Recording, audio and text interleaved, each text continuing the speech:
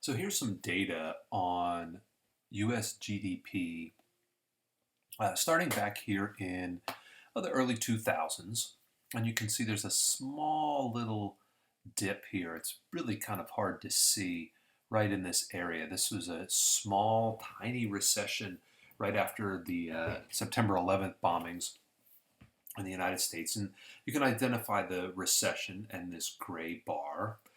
Over here, of course, we have the Great Recession where we have this dip. And of course, people say how terrible the dip was, and it was pretty bad. But after this time period is over, so we go through 2008 and into 2009, then the economy starts heading up, and we have this upward trend for year after year after year after year. It's remarkable.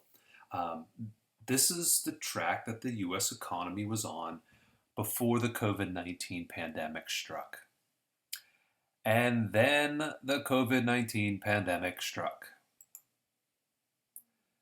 And we click on that data, and if we take a look at the updated data from the Bureau of Economic Analysis, that's where the GDP data comes from, we can see that in this time period, I'm going to change the scale here.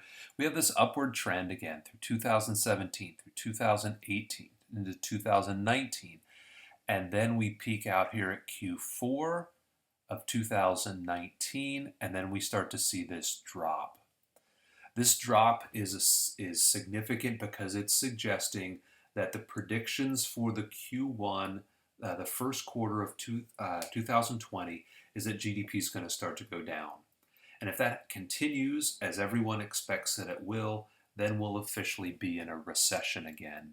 So COVID-19 brings a lot of uncertainty, brings a lot of lockdowns, but it also brings about a real serious macroeconomic consequence of a recession, as we see in the GDP data.